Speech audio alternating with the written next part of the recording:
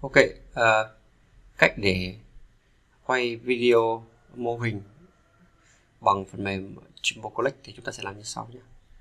Đầu tiên chúng ta sẽ mở Jumbo Collect lên. Thì đây chúng ta sẽ đăng nhập tài khoản Jumbo Collect. Tiếp theo chúng ta sẽ tạo một cái dự án mới vào phần New Project. Ở phần New Project chúng ta đã có tên dự án. Các bạn có thể có tên dự án ở đây. Chúng ta không muốn phát hành cái dự án này lên trên cloud của tài khoản của chúng ta kích vào nút Load Public. Còn nếu không chúng ta cứ kích vào nút Create Project như bình thường. Thì đây chúng ta sẽ ví dụ trên một cái file EFC như này, các bạn sẽ vào dấu cộng này. Chúng ta chọn cái file ở thư mục nào chúng ta chứa cái file EFC. Đó. Thì sau đó chúng ta sẽ kích vào nút View, đợi nó tải xong. Chúng ta kích vào nút View. Đó. Hoặc các bạn có thể kích thẳng vào file này luôn cũng được.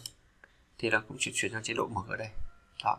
Thì đây chính là cái file EFC sau khi chúng ta mở xong. Đó. Thì cách để tạo một cái slideshow trên Jumbo Collect, sau đó chúng ta quay video thì ta làm như sau. Chúng ta kích vào nút cái biểu tượng này, View. Ở đây có một cái dấu cộng này để chúng ta có thể tạo các cái phân cảnh cho cái video của chúng ta.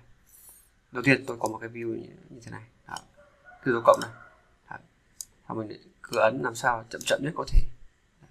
Mình di chuyển chậm để nó thành như một cái thao tác chúng ta đang đi trong cái môn. Chúng ta có thể xoay bằng chuột trái, ấn chuột trái để xoay. Đấy. Như bình thường. Đấy, mình thích xoay, mình để xoay như này chẳng hạn, ví dụ xoay như này. Xoay vào đây chẳng hạn. Đấy, cho quay lung tung cả lên, đúng không? Đấy, chúng ta xoay vào đây, xoay vào các vị trí liên kết mà chúng ta cần giới thiệu cái công trình của chúng ta.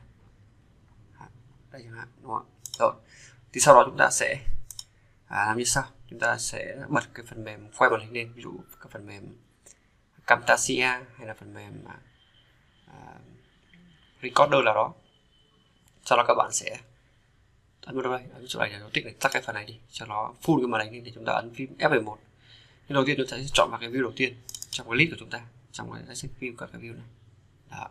Cho về cái view đầu tiên. Đó. Sau đó chúng ta ấn phím F11 để cho nó full screen lên, kích vào cái view trở lại. Ở đây mình một trở lại nhé. Thì mình kích vào nút play một cái này.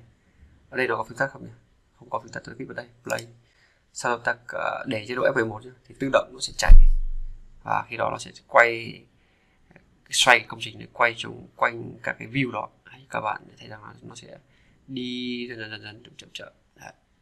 Thì chúng ta sẽ quay lại cái màn hình mà chúng ta đang xoay cái công trình như này trên Jumbo Collect, thì chúng ta sẽ có được cái video giới thiệu về công trình của chúng ta.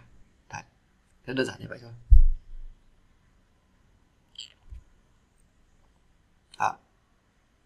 Rất là tuyệt vời và rất là đơn giản và rất là nhẹ nhàng.